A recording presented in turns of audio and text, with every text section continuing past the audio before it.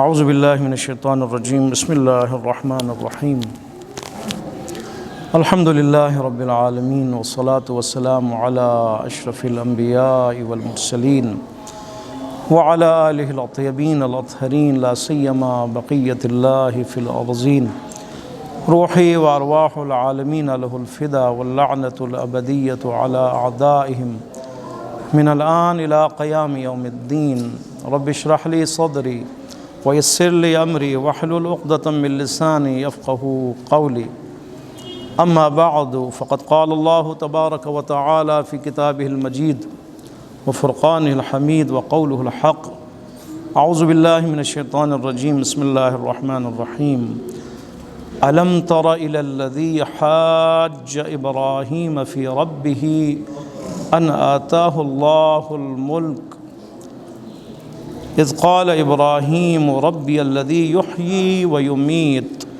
قال أنا أحيي وأميت قال إبراهيم فإن الله يأتي بالشمس من المشرق فأت بها من المغرب فبهت الذي كفر والله لا يهدي القوم الظالمين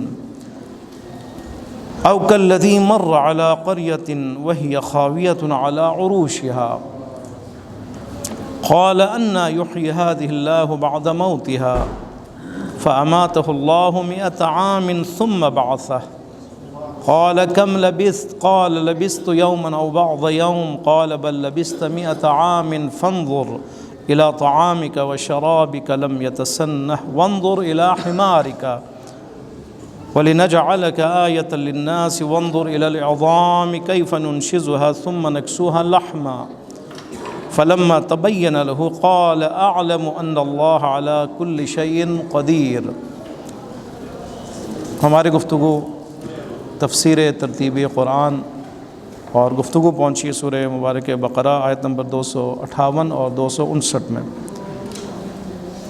اس سے پہلے آیت الکرسی کی 3 آیتیں آپ کے سامنے اس کی وضاحت ہوئی اور اسی سے مربوط ہماری یہ بحث۔ پہلے خداوند متعال نے ارشاد فرمایا کہ اللہ ولی الذین آمنوا، اللہ ولی ہے، اللہ ولی ہے وہ ان لوگوں کے لیے جو ایمان لے کے ہیں۔ ایمان والوں کا ولی اللہ ہے۔ ولی سے مراد صاحب اختیار، سرپرستی کا جو حقیقی حق ہے وہ اللہ کے لیے، کیونکہ اللہ خالق ہے، وہی اللہ رب ہے، پالنے والا بھی ہے، تربیت دینے والا بھی ہے، علم بھی دینے والا ہے، رزق بھی دینے والا، سب کچھ اللہ کے ہاتھ میں۔ لہٰذا وہ پروردگار خالق ہونے کے ساتھ ساتھ رب ہے، ربوبیت اس کے پاس ہے اور اس کے پاس الوہیت بھی ہے، وہ معبود بھی ہے، لائق عبادت بھی ہے، وہ اس کے علاوہ کوئی لائق عبادت نہیں ہے۔ لہٰذا ولایت کی بات ہوئی اور ولایت میں یہ بات ہوئی کہ ولایت جو ہے وہ ضروری ہے، ہر انسان کے لیے ضروری ہے۔ انسان گائیڈنس کے بغیر تو نہیں جا سکتا نا آگے۔ یا اللہ اس کا ولی ہوگا یا شیطان اور طاغوت اس کا ولی ہوگا، دونوں میں سے ایک ہے، یا دائیں طرف ہے یا بائیں طرف ہے، اس پارٹی میں یا اس پارٹی میں، یا حزب اللہ ہے یا حزب الشیطان ہے، وہ دونوں میں سے ایک ہے، تیسری کوئی راستہ نہیں ہے، درمیان میں کوئی راستہ نہیں ہے، ٹھیک ہے، نیوٹرل کا کوئی راستہ نہیں ہے، یا اللہ کی طرف حزب اللہ یا شیطان کی طرف حزب الشیطان۔ قرآن نے اس کو بیان فرمایا۔ حزب اللہ ہو تو ولی اللہ ہے، اللہ کی مانے گا، اللہ کو سرپرست قرار دے گا، اللہ کے دین کو مانے گا، اللہ کے اشاروں کو مانے گا، اللہ کے قرآن کو مانے گا، اللہ کے بھیجے ہوئے رسولوں کو مانے گا، اور اس کے بعد اللہ کے دیے ہوئے امام کو مانے گا وہ، ورنہ وہ شیطان کی طرف جائے گا، اللہ کی نہیں مانے گا، ہر چیز کی مانے گا، صرف اللہ کی نہیں مانے گا، ہر چیز کے سامنے اپنے سر کو جھکائے گا وہ۔ تو یہ بات ہوئی ولایت کی۔ ولایت کی ہم مثالیں بیان فرما رہے خداوند متعال۔ دیکھیں ہدایت یہ ہے، ولایت پہ تو بات ہوئی اور 2 گروہ بنائیں گے، خدا نے بیان فرمایا، یا حزب اللہ یا حزب الشیطان ہے۔ اللہ کی ولایت کو ماننے والے، اس کے مطابق زندگی گزارنے والے، اور شیطان کی ولایت کو ماننے والے، شیطان کے اشاروں پہ چلنے والے۔ مثال کی ضرورت ہے، مثالوں سے بات جلدی سمجھ میں آتی ہے۔ خداوند متعال نے 2 مثالیں بیان کی، ایک حضرت ابراہیم علیہ السلام اور نمرود شیطان کی مثال، ابراہیم علیہ السلام اور نمرود کی مثال، ایک عزیر کی مثال۔ ایک مثال میں خداوند متعال نے کیونکہ ولی ہے، ولی ہدایت فرماتا ہے، کیسے ہدایت فرماتا ہے، اس کی 2 مثالیں ہیں۔ ٹھیک ہے، اور جس کا طاغوت اور شیطان ولی ہے وہ اس کو کیسے گمراہ کرتا ہے، اس کے لیے مثالیں ہیں۔ پہلی مثال توحید کے بارے میں، توحید کو سمجھانا چاہ رہے ہیں مثالوں کے ذریعے خداوند متعال۔ دوسرے میں پروردگار عالم معاد یعنی قیامت کو سمجھانا چاہ رہے ہیں۔ یہ دو ہے نا اصول دین میں، جو دو اہم یہ ہے، توحید معاد۔ توحید یعنی جو پیدا کرنے والا خالق، اور معاد اسی کی طرف جانے والا، پیدا کرنے والا اور پلٹ اسی کی طرف ہے۔ وہ خالق ہیں، ایک دن آئے گا، دنیا تباہ، دنیا ختم، ایک اور عالم وجود میں آئے گا، یہ انسان پھر خدا کی طرف حاضر ہوگا اور اپنے کیے کا جواب دے گا وہ، ٹھیک ہے۔ اس کو کہتے ہیں معاد اور توحید، یا مبدا یا معاد، مبدا اور معاد، ابتدا اس کی اور اس کی انتہا۔ اس کی ابتدا ہوئی ہے نا، وہ انتہا بھی ہوگی اس کی۔ ابتدا کہاں سے ہوئی؟ خود انسان بنا، جی ڈارون کا نظریہ، بندر تھا، بندر سے ترقی یافتہ شکل انسان کی ہے، ماشاءاللہ انسان کو بندر بنا دی۔ ایک اللہ ہے نہیں، اس کی ابتدا ہوئی، اللہ نے خلق فرمایا ہے، آدم کو خلق فرمایا، آدم اور حوا، اس کے بعد یہ سلسلہ چلا ہے۔ اور اس سے پہلے بھی شاید کہتے ہیں ایک نسلیں گزری ہیں، ٹھیک ہے۔ خداوند متعال نے مثال فرمایا دونوں کے لیے، توحید سمجھانے کے لیے، معاد قیامت کو سمجھانے کے لیے۔ توحید یعنی اللہ کی وحدانیت کو سمجھانے کے لیے، اللہ کی قدرت کو سمجھانے کے لیے، اللہ کی حکمت کو سمجھانے کے لیے، ٹھیک ہے، اللہ کی پالیسی کو سمجھانے کے لیے۔ اور ایک معاد، آیا معاد قیامت ممکن ہے یا نہیں ہے؟ پورا دنیا کے ختم ہونے کے بعد کیسے یہ انسان جو مٹی ہوا، مٹی سے کہاں چلا گیا، درختوں نے کھینچ لیا، پتہ نہیں کہاں کیا حیوانوں نے اس کو کھا لیا، اس کا حصہ بنے، اس حیوان کو کسی اور نے کھایا، اس کا حصہ بنے، یہ انسان تو باقی نہیں رہا۔ خوب کیسے قیامت ہے، کیسے انسان دوبارہ قبروں سے زندہ ہوگا، کیسے یہ دوبارہ اس قابل ہوگا کہ وہ دوبارہ حاضر ہو محشر کے میدان میں اور دوبارہ جواب دے سکے، اور اس کو ساری چیزیں یاد بھی ہوں۔ ہاں، ایک امکان پہ ایک بحث ہے کہ امکان بھی ہے یا نہیں ہے۔ سورہ یاسین میں خداوند نے اس کا جواب بھی دیا۔ ہاں، وہ خدا کے جو خلق فرما سکتا ہے، ابتدا میں جس کو وجود نہیں تھا، تو وجود کے بعد اس کو دوبارہ خلق کرنا کون سا مشکل ہے؟ ایک اس کے لیے جواب یہ تھا، ٹھیک ہے، جب وہ عدم میں تھا، اس کا وجود ہی نہیں تھا، خدا نے اس کو خلق کیا، اب تو اس کا وجود ہے نا، چلو مٹی کی صورت میں، اس کے ایٹم کی صورت میں چلے، کوئی ذرہ تو اس کا باقی ہے نا، اس سے دوبارہ انسان کو وجود دینا کون سا مشکل ہے۔ پہلی مثال دیکھیں آپ، ترجمہ دیکھیے، علم ترا، اے رسول اللہ سے فرما رہا ہے، اے رسول آپ کو کیا پتہ ہے، آیا آپ نے دیکھا، آپ کو معلوم ہے، الی الذی، اس شخص کے بارے میں، یعنی نمرود کے بارے میں، نمرود ابن کنعان کے بارے میں، حاج ابراہیم فی ربہ، نمرود نے ابراہیم سے احتجاج کیا، دلیل مانگا۔ آپ جو احتجاج کرتے ہیں نا سیاسی، یہ کیا ہوتا ہے؟ وہی دلیل مانگنے کے لیے کرتے ہیں نا۔ آپ روڈ پہ آ جاتے ہیں، روڈ پہ آ کر کیا کہہ رہے ہوتے ہیں؟ دلیل پہ آتے ہیں، ہم حق پہ ہیں، آپ ناحق ہیں، آپ نے ظلم کیا، تو یہ ہمارا مسئلہ حل کیا جائے۔ احتجاج یعنی دلیل کے ساتھ بات کرنا اور منوانا اور بات کو پہنچانا، اس کو کہتے ہیں احتجاج۔ یہی لفظ استعمال ہوا، حاج یعنی دلیل کے ساتھ نمرود نے ابراہیم سے سوال کیا، ٹھیک ہے، کہ جس اللہ کی طرف آپ دعوت دے رہے ہیں، یعنی حضرت ابراہیم بت شکن، جس خدا کی طرف آپ دعوت دے رہے ہیں، لوگوں کو بلا رہے ہیں، وہ خدا بتائیں کون ہے؟ خدا تو میں ہوں، اور یہ بندے خدا کون تھا؟ آگے دیکھیں، فرماتے ہیں ان آتاہ اللہ الملک، وہ نمرود ہے جسے اللہ نے ملک عطا کیا تھا، بادشاہ بنایا تھا۔ اب یہاں پہ یہ بات ہے، اللہ نے بادشاہ بنایا، صدام کو اللہ نے بادشاہ بنایا، ظالموں کو اللہ نے بادشاہ نہیں، بادشاہ تو اللہ کی ہے نا بالآخر۔ ہر وہ نعمت جو خدا تک انسان تک پہنچے وہ اللہ کی اصل میں، ٹھیک ہے، کوئی اسے قبضہ کر لے وہ الگ بات ہے، لیکن ہے تو خدا کا حق ہے نا۔ کبھی کوئی چھین لیتا ہے، کبھی اس کا حق خدا اس کو عطا فرماتا ہے ڈائریکٹلی طور پر، کبھی وہ انڈائریکٹلی طور پر لے لیتا ہے۔ کم نمرود انہی میں سے ہے، بابل، عراق کے بابل میں اس کی حکومت تھی، اور بڑے پختہ حکومت تھی، بڑے مستحکم حکومت تھی۔ اور خدا جب انسان کو دیتا ہے، کبھی مال دیتا ہے آزماتا ہے، کبھی شہرت دیتا ہے آزماتا ہے، کبھی بادشاہت دیتا ہے اور آزماتا ہے اس کو، یہ کہاں تک چاہتا ہے، خلوت خلق کرتا ہے یا جابر بن جاتا ہے، ڈکٹیٹر بن جاتا ہے۔ خوب یہ ڈکٹیٹر بنا، یہ جس سے فرعون تھا ڈکٹیٹر بنا۔ خدا نے فرمایا کہ آیا رسول، آپ کو معلوم ہے، یہ واقعہ آپ کو پتہ ہے کہ نمرود نے ایک دفعہ ابراہیم سے بحث کیا، گفتگو کی، فی ربہ، ابراہیم کے خدا کے بارے میں، بتاؤ خدا تیرا کون ہے، مجھے بتاؤ، خدا تو میں ہوں، یعنی ان کا انکار کر رہا ہے اصل میں، یہ نہیں کہہ رہا، حقیقت نہیں بجانا چاہ رہا کہ بتاؤ کہ میں بھی مان لوں، نہیں، رد کرنا چاہ رہا ہے کہ میں تو ہوں، تیرا خدا کہاں سے ہے کہ نعوذ باللہ، بتاؤ اس کی ڈیفینیشن بتاؤ، اس کی کوئی تعریف کرو، وہ کون ہے، ٹھیک ہے، وہ کس نے انعطا لو، اس نمرود نے جس کو بادشاہ بنایا، بادشاہ بنا وہ۔ البتہ خداوند متعال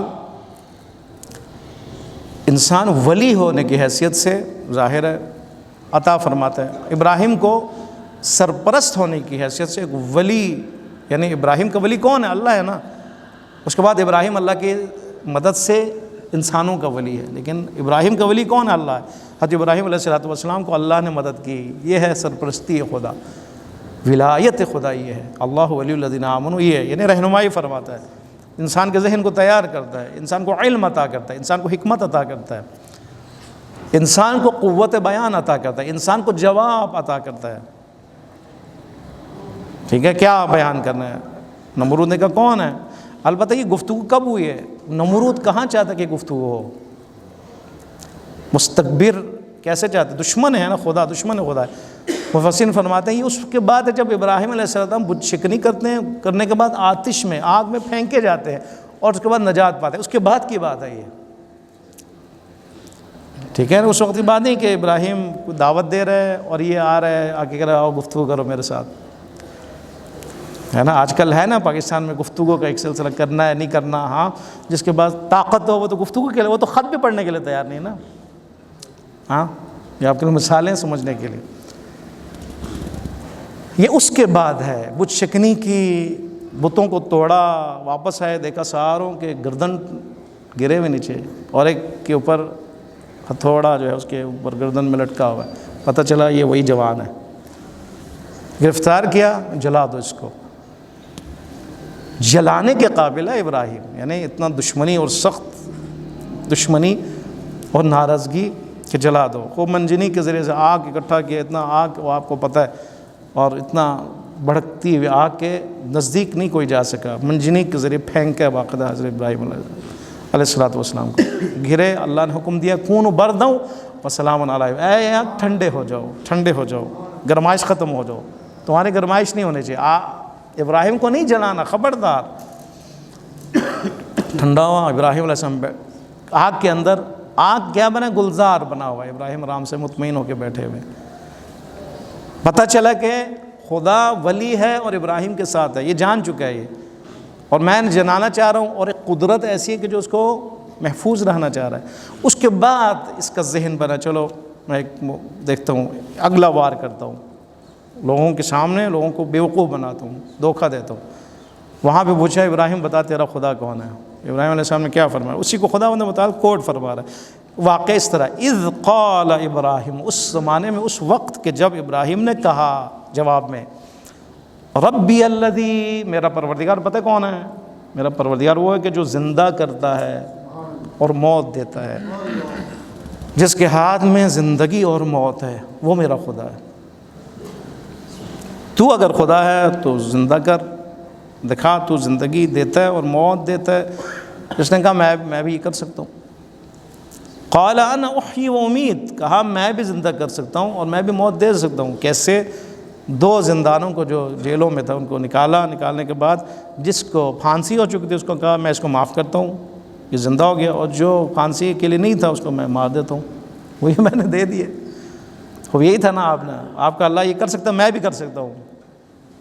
اس نے مرنا تھا میں اس کو باقی رکھتا ہوں، اس نے نہیں مرنا تھا اس کو میں پھانسی پہ بھی حکم دیتا ہوں، آرڈر کرتا ہوں یہ مر جائے۔ تو یہی ہے، خداوند متعال نے اس کا جواب نہیں دیا، ابراہیم نے جواب نہیں دیا اس کا، فوراً اگلا سوال اٹھا، کیونکہ اس کا کوئی پوائنٹ نہیں تھا۔ یہ اصلاً باطل ہے کہ جس زندگی اور موت کی بات ابراہیم علیہ السلام کر رہے ہیں خدا کے وہ تو یہ تھوڑا ہے، لیکن لوگ تو بیوقوف ہیں نا، نادان ہے نا، فوراً اگلا سوال کیا، اس پہ نہیں الجھے، آگے چلے گئے، کیونکہ موت اور حیات سے کیا مراد ہے؟ یعنی وہ عدم سے اس کو زندگی دی جائے، یا وہ مر گئے اس کو زندگی دی جائے، یہ ہے موت کا معنی، ٹھیک ہے؟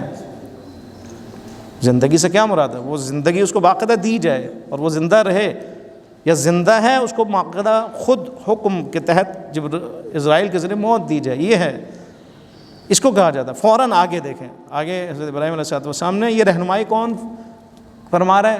ولی فرما رہا ہے، اللہ فرما رہا ہے۔ یاد رکھیں اس نقطے کو آپ نے نہیں بولنا کہ ہمارا ٹاپک کیا ہے۔ اللہ ولی الذین آمنوا، اللہ جو ولی ہے، جب ولی ہے تو نور کی طرف ہدایت فرماتا ہے۔ یہ اللہ نور کی طرف ہدایت فرما رہا ہے اور اس کو ظلمت کی طرف لے کے جا رہا ہے، ٹھیک ہے، نمرود کو ظلمت کی طرف لے کے جا رہا ہے، اور ابراہیم نبی خدا کو نور کی طرف لے کے آ رہا ہے، ٹھیک ہے۔ جواب قال ابراہیم فإن اللہ، پس اگر ایسا ہے تو میرا خدا، ایک اور ان کی صفت ہے، وہ تیرے اندر ہے، وہ کیا ہے؟ ان اللہ یأتی بالشمس من المشرق، خدا مشرق سے سورج کو طلوع کرتا ہے، فأتی بہا من المغرب، تو ایسا کر، الٹا کام کر، مغرب سے اس کو طلوع کر کے دکھا۔ اس کے بعد کیا ہوا؟ خاموش ہو گیا، شکست کھا گیا۔ فبہت الذی کفر، خدا کیا فرما رہا ہے؟ فبہت، مبہوت ہو گیا، حیران ہو گیا، خاموش ہو گیا، جواب اس کے پاس نہیں تھا، شکست کھا لی اس نے۔ کفر کس نے؟ کہ جو کافر ہے، یہ نمرود کافر، منکر خدا، یہ مبہوت ہو گیا۔ واللہ لا یہدی القوم الظالمین، اللہ ہدایت نہیں فرماتا کس کا؟ قوم ظالمین کا ہدایت نہیں کرتا۔ جو ظالم قوم ہے یا ظالم ہے اس کی خدا ہدایت نہیں فرماتا۔ خدا تو ہدایت فرماتا، خدا کا کام ہی ہدایت کرنا ہے، خدا ہادی ہے نا، یہدی من یشاء ویضل من یشاء۔ کیا مثلا خدا چاہتا ہے؟ مثلا واللہ لا یہدی، بات نمرود کی ہو رہی ہے، کفر کہ جو کافر ہے،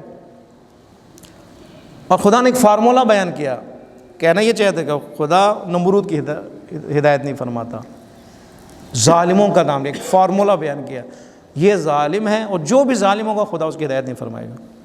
ظالم کون ہے؟ کہ جو خود ہدایت پہ نہیں آنا چاہتا، اس سے بڑا ظالم ہے کوئی؟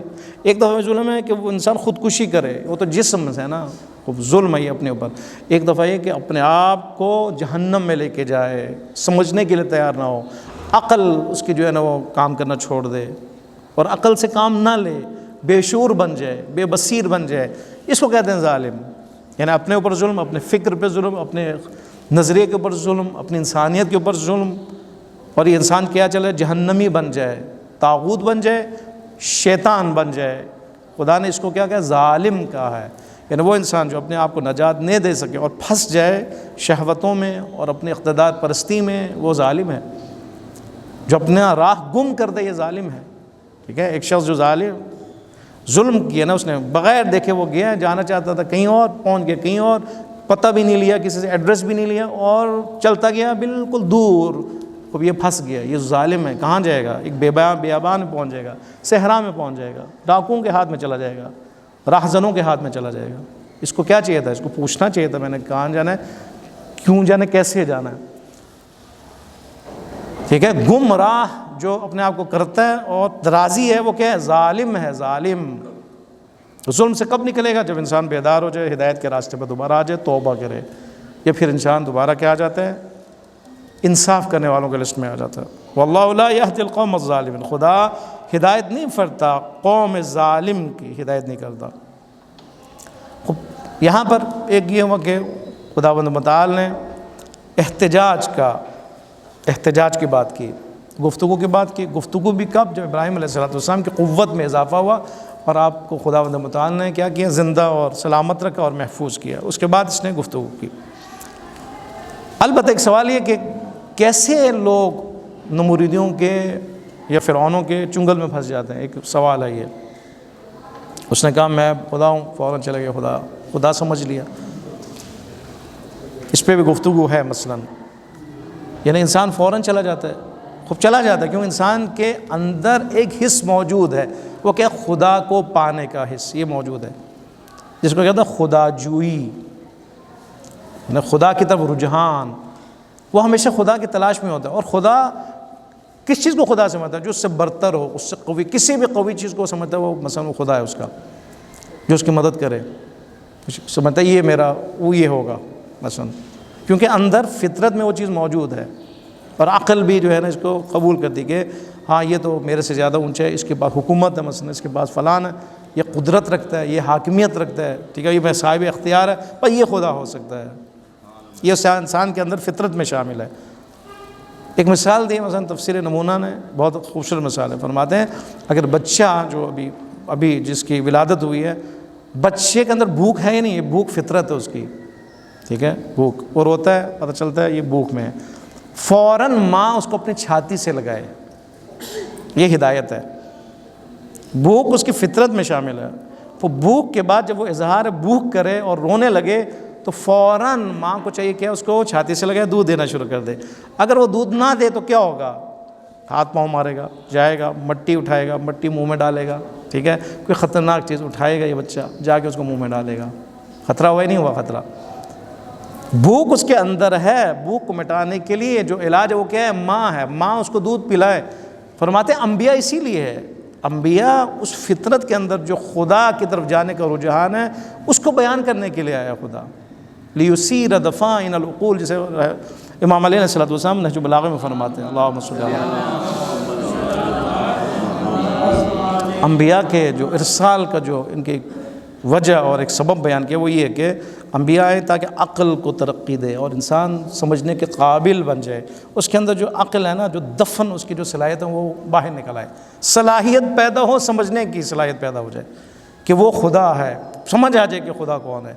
اور کون سمجھائے گا؟ نبی سمجھائے گا، نبی سمجھائے گا، اس ماں کی طرح، اس مربی کی طرح، دیکھو تمہارے اندر خدا کی طرف جانے کا رجحان ہے اور یہ تلاش موجود ہے، تپش موجود ہے، پیاس موجود ہے، خدا خدا کہ مجھے کس نے پیدا کیا، کون دے رہا ہے، کیا کر رہا ہے، میری مدد کون کر رہا ہے، جو بھی ہو، مجھے ضرورت کس کی ہے اور احساس ہے، اور میں بے نیاز نہیں ہوں، میں محتاج ہوں، اس ہستی کا محتاج ہوں، لیکن کون ہے یہ نہیں پتا، وہ کیا کرے؟ نبی آ کے بتائے گا نا وہ کون ہے، نبی آ کے بتائے گا وہ کون ہے۔ اگر اس کو چھوڑ دیا جائے، نبی نہ ہو تو کیا ہوگا؟ ہر اس چیز کو وہ خدا ماننے گا جو محسوس ہے، کیونکہ انسان کی حد محدود ہے نا، وہ یہ سمجھتا ہے کہ جو چیز سامنے ہوگی وہ خدا ہوگا، وہ جو نہیں ہے وہ خدا نہیں ہو سکتا، جبکہ بات اس کے الٹ ہے، وہ چیز جو محسوس ہے وہ اگر خدا ہو تو خدا تو محدود ہو جائے گا نا،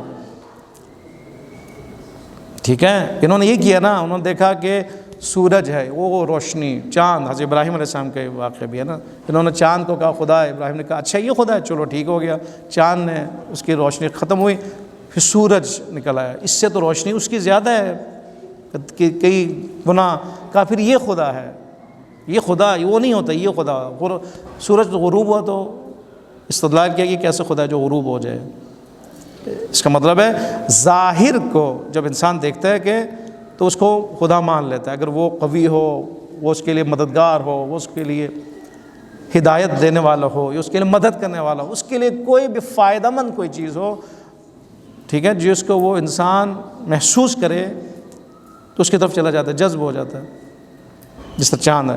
اسی طرح اگر کوئی شخص اگر حاکم بن جائے اور بن کے وہ اپنی طرف بلا لے، وہ اس کو بھی ماننے کے لیے تیار ہو جاتا ہے، یہ انسان ہے، فطرت میں یہ تو موجود ہے نا، بس دیر اس بات ہی کو کوئی اشارہ کرے، نمرود جیسے بھی آگے کوئی اشارہ کرے گا ہم میں خدا ہوں، وہ ماننے کے لیے تیار ہے، اس کے پیچھے جہالت ہے، عقل کا کام نہ کر رہا ہے اس کے پیچھے، اس کے سب سے فساد کی جڑ کے انسان کی جہالت اور بے شعوری ہے، وہ ناسمجھ ہو جاتا ہے، پردہ پڑ جاتا ہے، آبائی دین اس کے سامنے آ جاتا ہے، مفاد پرستی اس کے اندر آ جاتا ہے، ٹھیک ہے، نالائقی اس کے اندر آ جاتی ہے، وہ انسان سمجھنے کے لیے تیار نہیں ہوتا۔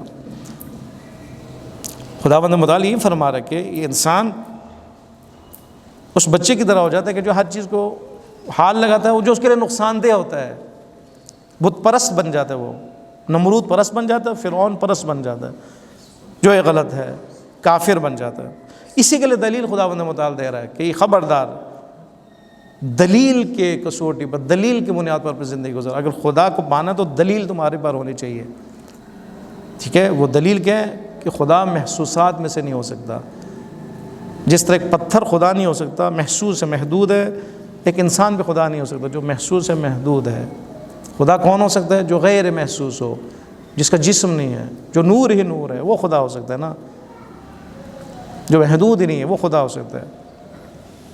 لہٰذا یہ پہلی 258 نمبر آیت خداوند متعال کی طرف سے ایک دلیل کے طور پر، ایک مثال کے طور پر بیان ہوا کہ آیتوں نے، رسول آپ نے نہیں دیکھا اس واقعے کو جب گفتگو ہوئی نمرود اور حضرت ابراہیم کے درمیان میں، اس نے سوال کیا تیرا خدا کیا ہے؟ حضرت ابراہیم نے جواب دیا، پھر دوسرا جواب دیا، اور اس دوسرے جواب کے بعد مبہوت ہو گیا، خاموش ہو گیا، جواب قانے کنندے ہے یہ۔ اور وہ کیا جواب ہے؟ وہ یہ کہ قدرت نہیں رکھتا، جس کو وہ خدا مانتا ہے ویسا قدرت نہیں رکھتا، نہ وہ حیات کا قدرت رکھتا ہے، نہ وہ موت دینے پر قدرت ہے اس کے پاس، نہ وہ مشرق سے جو طلوع ہونے والا سورج کو مغرب سے طلوع کرنے پر قدرت رکھتا ہے، ٹھیک ہے، ایسا قدرت نہیں رکھتا۔ جس کو تم خدا مانو وہ صاحب قدرت نہیں ہے، اس لیے وہ خدا نہیں ہو سکتا۔ اس کے بعد دیکھیں خداوند متعال نے اگلی مثال بیان کرنا شروع کیا۔ اگلی مثال کیا ہے؟ حضرت عزیر کے بارے میں۔ پہلی میں توحید بیان کیا خداوند متعال نے، توحید کو سمجھایا۔ توحید سے یعنی خدا کی یکتائی کو، اور خدا کی قدرت کو، اور خدا کی حکمت کو، اور خدا کے ولی ہونے کو یہ سمجھایا۔ کیونکہ توحید صرف یہ تھوڑا ہے کہ خدا ایک ہے بس، ہمارے بچوں کو یہ سمجھایا جاتا ہے نا۔ توحید کیا مطلب؟ توحید میں نے پاک اللہ ایک ہے۔ توحید کا معنی ٹھیک ہے اللہ ہے، وہ ایک ہے، لیکن وہ اللہ کیا فرماتا ہے، کیا افعال اس کے، کیا کردار ہے اس کے، خالقیت ہے، الوہیت ہے، ربوبیت ہے، مالکیت ہے، یہ سارا ہے نا، سارا سمجھنے کی ضرورت ہے۔ کہیں خداوند متعال نے اللہ کی ربوبیت کو سمجھا ہے، کہیں خالقیت کو سمجھا ہے، کہیں ہدایت کو سمجھا ہے، کہیں ولایت کو سمجھا ہے۔ یہاں پہ خداوند متعال نے اپنے ولایت کو سمجھایا، اللہ ولی الذین آمنوا، کہ جہاں اپنے ولی، اپنے بنائے ہوئے ولی، یا اپنے ابراہیم علیہ السلام کے رہبری فرماتا ہے، ان کی مدد فرماتا ہے، ان کی علمی طور پر ان کی مدد فرماتا ہے، دلیل کے طور پر مدد فرماتا ہے، جبکہ یہ مدد ظالموں کو کام نہیں آتا ہے۔ یہ بڑا اہم ہے، جتنا بھی مدد کرے، چاہے اللہ ہو، چاہے کوئی ہدایت ہادی برحق ہو، انسان اگر تیار نہ ہو تو کوئی اس کی ہدایت نہیں کر سکتا۔ ارادہ اگر انسان کی طرف نہ ہو تو کوئی ہدایت نہیں کر سکتا، یاد رکھیے۔ انسان خود، یعنی ایسا نہیں کہ خدا ہدایت فرماتا ہے تو ہدایت میں زبردستی ہو، نہیں ہے، ہدایت فرماتا ہے لیکن ہدایت کی قابلیت اس کے اندر ہونی چاہیے، ارادہ اس کے اندر ہونا۔ اس لیے ذالک الکتاب لا ریب ھدی للمتقین فرمایا، یعنی یہ قرآن ہدایت ہے متقین کے لیے، یعنی اس کے اندر ہدایت ہے متقین کے لیے۔ اگر متقی تو ہدایت کی کیا ضرورت ہے؟ یہ ہے نا سوال۔ قرآن ہدایت ہے متقین کے لیے، یہ تو پہلے متقی ہے، یہ ہدایت کا معنی کہاں ہے؟ یہاں پہ فرماتے ہیں تقویٰ سے مراد تقویٰ ابتدائی ہے، یعنی اس کے اندر اس کی زمین زرخیز ہو، تقویٰ کے قابل ہو کہ یہ قرآن اس کی تقویٰ اس کے لیے ہدایت کرے، یہ ہے رغبت ہو، شوق ہو، ارادہ ہو، تیار ہو، زمین تیار ہو، اس بیج کے لیے تیار ہو، ایمان کے لیے تیار ہو۔ لہٰذا خداوند متعال اگر ہدایت فرماتا ہے، اور یہ سارے مثالیں بیان فرماتا ہے، نمرود کے لیے بھی بیان کیا خداوند متعال نے، وہ تمام حجت کے بعد خداوند متعال آگ کو کہا ٹھنڈے ہو جاؤ، نمرود دیکھ رہا ہے، یہ ابراہیم کو مارنا چاہ رہا ہے، خدا بچا رہا ہے، اس کے بعد کوئی ہے دلیل کی ضرورت ہے کسی چیز کی، لیکن یہ نہیں ہے ہدایت پانا چاہ رہا۔ جب یہ نہیں چاہے گا تو خدا زبردستی تھوڑا کسی کو ہدایت کرتا ہے، بلکہ جب کوئی ہدایت نہیں چاہتا تو وہ مزید بدتری میں چلا جاتا ہے، ٹھیک ہے، خدا ان کو مہلت دیتا ہے اور یہ مزید بدتر ہو جاتا ہے، مزید کفر میں چلا جاتا ہے، دلدل میں پھنستا ہوا چلا جاتا ہے، اور آخر میں کیا یہ فنا ہو جاتا ہے۔ اب کل لذی، اس کے بعد اگلی مثال حضرت عزیر علیہ السلام کی مثال، وہاں پہ خداوند متعال نے معاد کے لیے مثال بیان کی ہے، جس طرح توحید کے لیے خداوند متعال نے دلیل دی، حضرت ابراہیم علیہ السلام کو وسیلہ بنایا، اسی طرح حضرت عزیر کے واقعے میں خداوند متعال نے قیامت کو سمجھایا کہ قیامت ممکن ہے۔ انشاءاللہ اس پہ آئندہ ہفتے میں بات ہوگی۔ خداوند متعال کی بارگاہ میں دعا کرنے پروردگار عالم بحق قرآن، بحق محمد و آل محمد، پروردگار ہمیں قرآن کو سمجھنے کی توفیق عطا فرمائے، قرآن میں فکر و تدبر کی توفیق عطا فرمائے، پروردگار بحق قرآن ہماری ہدایت فرمائے، قرآن کو کتاب ہدایت اور کتاب انقلاب کے طور پر ہمیں لینے کی توفیق عطا فرمائے، پروردگار قرآن کی تلاوت کا حق ہمیں عطا فرمائے، بحق محمد و آل محمد، پروردگار اس نشست کو اپنی عبادت شمار فرما، پروردگار جو حاضرین ہیں ان کو اجر عظیم عطا فرما۔